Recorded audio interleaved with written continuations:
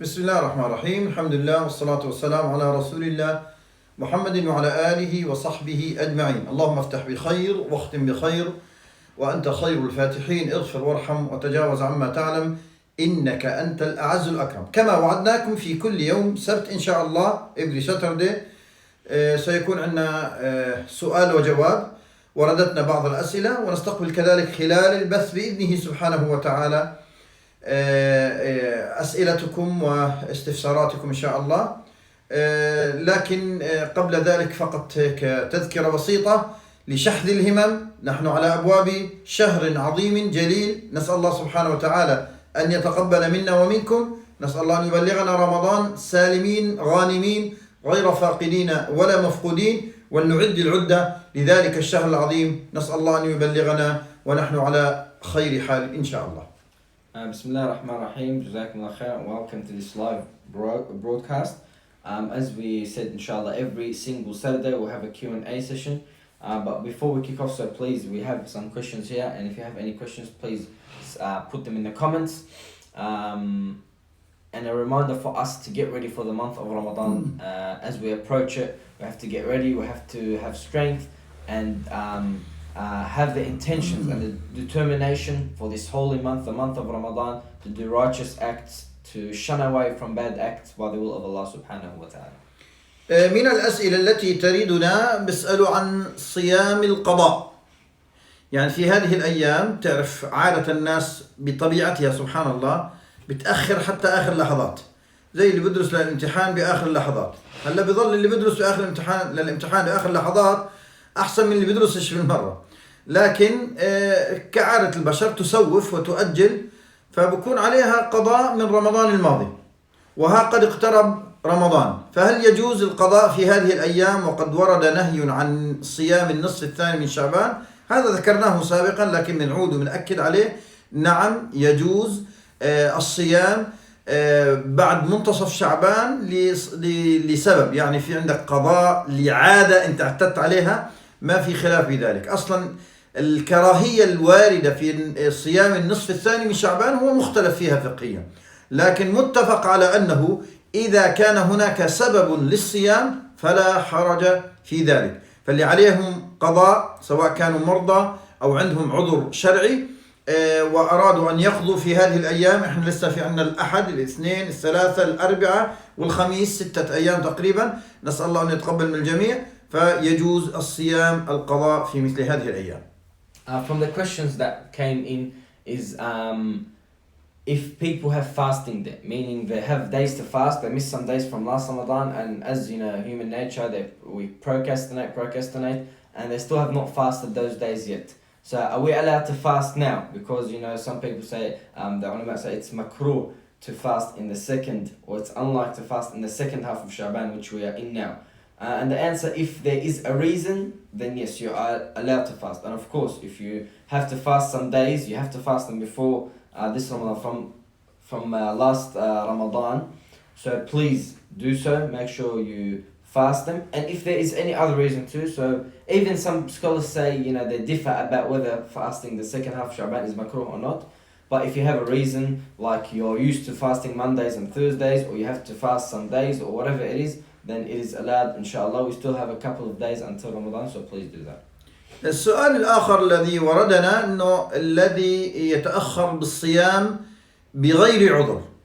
في فرق بين الجماعة اللي بتأخر بالصيام بعذر أو بغير عذر. يعني هو فات عليه بعض الأيام لسفر أو لعذر شرعي لأخواتنا النساء أيا كان، بسبب الرضاعة، بسبب الحيض، بسبب النفاس أيا كان، أو بسبب الحمل، أفطرت لسبب عذري لعذر شرعي معتبر، ولكن هذا العذر لم يزل. يعني ما زال الإنسان في سفر، أو ما زالت هي في الحيض والنفاس، أو ما زالت ترضع، يعني ما زال العذر قائم، لم يكن هناك مجال لقضاء تلك الأيام. فهل عليها أن تصوم تلك الأيام؟ نعم، هذا يبقى دين طول ما الإنسان يستطيع أن يصوم، هذا يبقى دين عليه لله سبحانه وتعالى.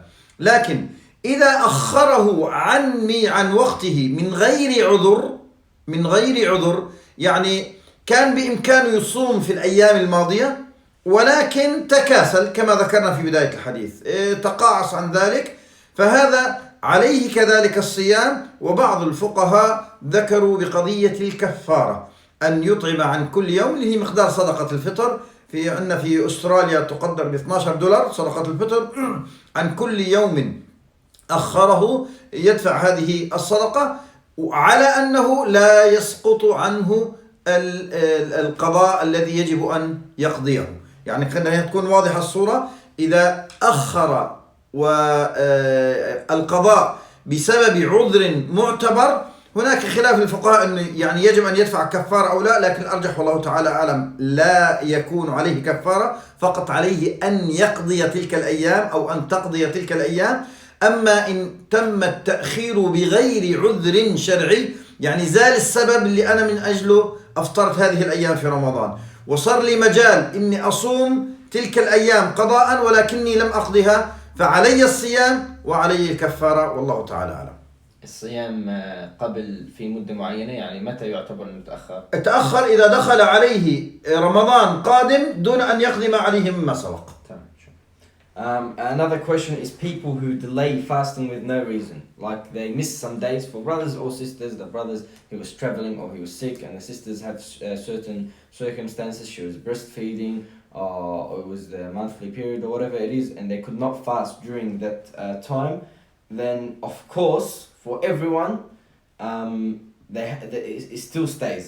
Everybody eventually has to fast those days. When the situation gets better, when they finish traveling, when they finish this sickness, when they finish this certain period, whatever it is, fasting is like it stays with you all your life. So you have to do it. But so we're talking about here the people who have an excuse. The people who have an excuse, and the scholars also here say that those people, most of the scholars say they don't have to pay a kafara. Means they don't have to pay to feed someone else. Here in Australia they say $10 to $15 or something like this. $12. So if you for every day, if you have an excuse, they say that just fast it and you don't have to pay. But for the people who don't have an excuse, and they, for example, in Ramadan they were sick or something happened and they delayed it, and then a time came where they can fast. So they had from last Ramadan all the way to this Ramadan, a time came where they could fast. They were able to fast, but they didn't, and they delayed it till after this Ramadan. So as soon as this Ramadan comes, what happens is after Ramadan you still need to fast, and you also need to pay a kafara, which is $12 for every day to feed another person. طبعا أنا أبدأ أن أشير الانتباه هنا إلى أمر مهم جدا، أنه حينما نذكر مما وفقنا الله سبحانه وتعالى الإجابة عليه من بعض الأسئلة، نحاول قدر المستطاع أن نجمع آراء العلماء ونبينها ونطرح ما نراه راجحا حسب مرجح العلماء. أنا لست عالما مفتيا، وإنما يعني ننقل عن أهل العلم، نسأل الله سبحانه وتعالى أن يفقهنا في ديننا بإذنه سبحانه وتعالى.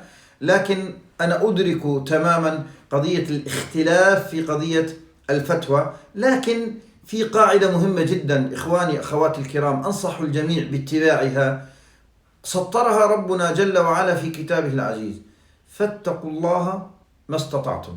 لا يكون هم الإنسان بالسؤال فقط للبحث عن الرخص والبحث عن تيسير الأمور. نعم نحن نسعى إلى تيسير الأمور، ولكن فاتقوا الله ما استطعتم. الله عز وجل يعلم من كل واحد منا ما يستطيع وماذا يستطيع أن يقدم، فليتق الله كل واحد منا فيما يستطيع مع ربه سبحانه وتعالى. An important note the Imam is saying that when we answer questions or we give these answers, it's not like we're going one verdict. No, we acknowledge there are differences of opinion. We even try in most cases, like before, say the different opinions that are out there so people can pick or choose what suits them. But we say the opinions, and of course the Imam saying he's not a scholar or something or giving verdicts left and right. No, we're just saying the opinions of the ulama, and trying to help by the will of Allah subhanahu wa ta'ala. And we acknowledge there is difference of opinion, but we need to know something. Allah subhanahu wa ta'ala said in the Quran, the Imam said he always follows this ayah: fear Allah as much as you can, or have taqwa of Allah as much as you can. Meaning when we ask the questions, don't ask just to find the leeway or to ask to know the easiest option. Always, yes, we want to find the easiest option, but ask so you become knowledgeable and you try to fear Allah as much as you can, and you know your religion as much as you can. Allah knows what we can do and what we cannot do. It's good to be knowledgeable, but let's not ask questions just to find leeways and get around it. يسأل كثير من الناس عن قضية القرآن الكريم. نسأل الله يجعلنا جميعا من أهل القرآن. هل نبدأ بالحفظ أم بإتقان التلاوة أم بالتفسير؟ الحقيقة أنا دائما هذه أذكرها في المحاضرات يعني الدروس لنكون من أهل القرآن. لا زلت أذكر قول أحد المشايخ الأفاضل: حتى نكون من أهل القرآن 5 أمور يجب أن نحرص عليها ونسير بها دائما باستمرار: أن نقرأ القرآن حق تلاوته، أن نتلوه حق تلاوته كما أمر ربنا سبحانه وتعالى، يعني أن نتقن تلاوته، أن نحفظ منه ما استطعنا إلى ذلك سبيلا، أن نفهم منه آياته بقدر ما نستطيع، يعني نحاول قدر المستطاع، ثم أن نطبق ما جاء في تلك الآيات. وهذا قضية مهمة جدا، وهذا نهج الصحابة رضوان الله عليهم. حتى عمر بن الخطاب رضي الله عنه كان أحد لا يجاوز 5 آيات ولا 10 آيات حتى يفقهها ويعمل ما فيها. احنا الآن كثير من الناس همه انه يختم، والله ختمت القرآن 10 مرات و20 مرة و5 مرات ومرتين. هذا شيء طيب، لكن كذلك لابد أن لا يكون هناك حظ من فهم القرآن الكريم. وأخيرا أن ننشر ذلك العلم الذي نتعلمه. ولعله دائما بجوز طلابنا بيعرفوا في المرحلة المتقدمة، لما يدخل في مرحلة التجويد المتقدمة، نشترط عليهم أن يأخذوا عهدا أمام الله عز وجل أن يدرسوا ما أخذوه من علم في كتاب الله سبحانه وتعالى. فهي الأمور كلها مع بعض، يعني بدنا نعرف كيف نقرأ، وبدنا نحفظ ما استطعنا إلى ذلك سبيلا، وبدنا نفهم وبدنا نطبق. هذا قضية مهمة جدا، فلذلك فننتبه إلى هذا الأمر. نسأل الله يجعلنا جميعا من أهل القرآن. Another question that comes a lot is what should we start in terms of علوم القرآن, the knowledge of Quran and the different aspects of Quran. Should we start memorization or just reading or tafsir and understanding? And the truth is, the Shaykh is saying that lots of aspects about the Quran, but one of the Shaykh he was listening to said, and he believes in this strongly, that number 1, we need to learn how to recite the Quran. Now we're going to mention 5 things, and they all go hand in hand. They're all as important as each other. Reciting the Quran with the proper rules as much as we can. We need to learn. There's classes everywhere, online, at every single mosque, so there's no excuse for anyone. Second is we memorize as much as we can of the Quran. As much as we can do, we should try to do. Number 3 is understand the meaning of the Quran, some tafsir, what does this ayah mean and what does this ayah mean. Number 4, which is very important, implementation. Implementing what we learn, what we read. It's not good enough just for us to read and not benefit from it or not implement. We try as much as we can to implement. And Umar ibn Khattab radiallahu anhu, may Allah be pleased with him, he used to say that they would not memorize, when the ayat came down and were revealed, they would not memorize more than 5 ayat until they understood them and then they implemented them. Then they would move on and memorize another 5 ayat. So this is something, an example for us. And number 5 is to teach others and spread the knowledge of Quran, whatever it is, whatever you know, teach others, teach yourself, spread it as much as we can. And we know here, in the Ma'had al-Fajr, the dawn, and many of the Quranic classes, the Imam is saying, one of the conditions, if you are at an advanced level in learning the Quran or one of the classes, is that you have to, take an oath that you are going to teach it afterwards, because we have to have people that spread this knowledge. يعني خلينا نحكيهم باختصار 5 كلمات نحفظها: إتقان التلاوة، حفظ، فهم، تطبيق، نشر، ودعوة. So 5 points, we'll mention them again quickly. Reciting with correct pronunciation or recitation. Memorization as much as we can, memorization. Number 3, understanding. Number 4, implementing. Number 5 is spreading and teaching to others. السؤال الأخير حتى لا نطيل عليكم، في كذا صراحة عدة أسئلة، يعني هذا كيف يتم تحديد هلال رمضان. إن شاء الله يوم الأربعاء يكون لنا لقاء ونشرح الموضوع بالتفصيل. لكن هل يشترط السؤال حول كونه في نفس موضوع القرآن، هل يشترط النطق بالحروف أثناء قراءة القرآن والصلاة؟ طبعا هذا شرط أساسي. الذي ينظر إلى المصحف نظرا دون أن يقرأ ويحرك شفايفه هذا ليس قارئا للقرآن. هذا بيستخدمه الحفاظ إذا بده يراجع حفظه، لكن الحروف التي ذكرها واردة بالنص الصريح بكتاب الله عز وجل يتلونه حق تلاوته، وبنص حديث النبي عليه الصلاة والسلام اقرأوا القرآن. اقرأوا مش انظروا، اقرأوا. نظر القرآن عبادة ما اختلفنا، لكن إذا أردت أن تكون ممن يقرؤون القرآن ممن يكتب لكم الأجر والثواب بإذن الله عز وجل، بدنا نقرأ قراءة يعني بدنا نحرك اللسان والشفتين. وهذا يعني صرف عليه العلماء السابقون واللاحقون ليالي وسنين وشهور في تعلم كيفية النطق السليم للحروف. بالتالي لا يعقل أن يكون أنا قراءة القرآن هي نظر، هذا نظر اسمه، هذا عرض. وإنما القراءة أن تقرأ الحروف بالشكل الصحيح وتتعلم هذا الأمر. والنبي عليه الصلاة والسلام يقول كل حرف حسنة، والله عز وجل بكل حرف 10 حسنات. ولا أقول ألف لام ميم حرف، ولكن ألف حرف ولام حرف وميم حرف. ويعني فصل في الموضوع. حتى الصحابة رضوان الله عليهم كان إذا سمع أي شيء في يعني خلينا نقول مجانبة للصواب على طول يراجع، لا ما هكذا أقرأنيها رسول الله عليه الصلاة والسلام، يجب أن تكون كذا، يجب أن تكون كذا. فلذلك لابد، وهذا الكلام ينطبق في الصلاة كذلك. يعني الناس لما تيجي تصلي ما يعقل إنه يجي يقرأ سورة الفاتحة بهذه الطريقة، هذه ليس قراءة، هذا تأمل ولا صمت ولا لا لا لا لا. القراءة يجب أن يكون نطق بالحروف، لابد أن يتحقق النطق بالحروف بالشكل الصحيح. نسأل الله أن يتقبل من الجميع. وهذا العلم ينطبق كذلك على الأذكار، التسبيح، الصلاة على النبي عليه الصلاة والسلام. لا ينفع أن يكون كل شيء حياتنا صامت. يعني الإنسان ما شاء الله لسانه طول نهاره يلعلع، إلا عند الذكر وقراءة القرآن بيكون بسكت. هذا من الشيطان، نسأل الله العفو والعافية. يجب أن ندرك ذلك تماما. لابد من النطق وتحريك اللسان وجهاز النطق عموما. Another question, very important question. Is it just good enough to, when reading the Quran, to just literally look at it and not read, like practically read the letters? Then the answer is, of course, one of the conditions of reading, you have to read while pronouncing the letters. You know, not just looking.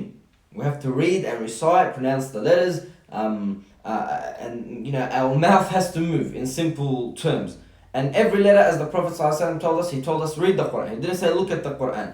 So every letter, and of course, by the way, even just looking at the Quran gives us rewards and is a worship. But we need to read for the extra or for the basic rewards. So every letter, as the Prophet ﷺ told us, is 10 hasanat. Allah subhanahu wa ta'ala multiplies for whoever he wishes. And by every letter, the Prophet said, Alif Lam Mim is not one letter, it is Alif is one letter, Lam is one letter, Mim is one letter. So every single letter in the Quran, 10 hasanat, and Allah subhanahu wa ta'ala multiplies for whoever he wishes. And we're approaching Ramadan, the rewards are multiplied lots and lots. And the Sahaba also, they used to ask, if one of them read in a certain way and another one read in a certain way, they would say, what's this? We have to make sure our pronunciation is correct. This is not how I heard it from the Prophet. And they would go and ask the Prophet sallallahu alaihi wasallam about the correct way. So it's not good enough, not like just any book reciting from the head silently. No, we have to recite, you know, with our mouths. They have to move. And this applies even to the adhkar. When saying salah ala nabi, we have to pronounce them with our mouth to get the rewards. And subhanAllah, us sometimes we talk about everything and we're talking, chatterboxes the whole time. Then when it comes to Quran or adhkar, want to read silently, no, this is not good enough. Inshallah, we need to have the strength and more determination to read and pronounce the letters properly. آخر شيء بحب أذكركم، غدا إن شاء الله سيكون لنا لقاء خاص مع فضيلة المفتي للقارة الأسترالية، فضيلة الدكتور إبراهيم أبو محمد حفظه الله. نسأل الله يجمعنا وإياكم دوما على محبته ورضاه. Tomorrow we will have a special meeting with Dr. Ibrahim Abu Muhammad, فضيلة المفتي of Australia. May Allah subhanahu wa ta'ala reward all of you إن شاء الله. ونختم بالدعاء. بسم الله والحمد لله والصلاة والسلام على رسول الله محمد وعلى آله وصحبه من والاه. اللهم اجعل القرآن الكريم ربيع قلوبنا وجلاء همومنا وذهاب أحزاننا ونورا يتلألأ في صدورنا. اللهم اجعلنا له من التالين ولأحكامه من العاملين، واجعله حجة لنا لا علينا يا أكرم الأكرمين. اللهم اغفر لنا ما أسررنا وما أعلنا وما أنت أعلم به منا يا ذا الجلال والإكرام. اللهم بلغنا رمضان، اللهم بلغنا رمضان، اللهم بلغنا رمضان غير فاقدين ولا مفقودين يا ذا الجلال والإكرام. اللهم ردنا إلى بيوتك ردا جميلا. اللهم اصرف عنا الغلاء والوباء يا ذا الجلال والإكرام يا رب العالمين. صلى اللهم على سيدنا محمد وعلى آله وصحبه وسلم.